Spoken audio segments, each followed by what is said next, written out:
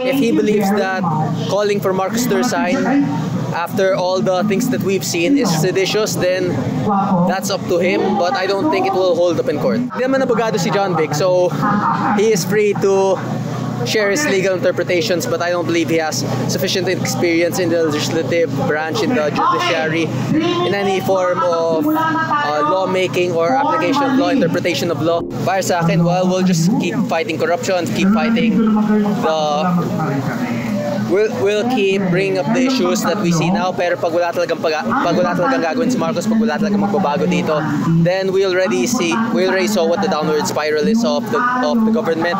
We already saw how investor confidence is rapidly decreasing, and we already saw the increased damages that we see from the recent typhoons. It's still likely na kasama din siya, nakasabot din siya. Like, that's practically impossible na wala siyang kinalaman doon. But kung lahat naman sila ay maglalaglagan na, then that's very good. Let the corrupt people fight each other.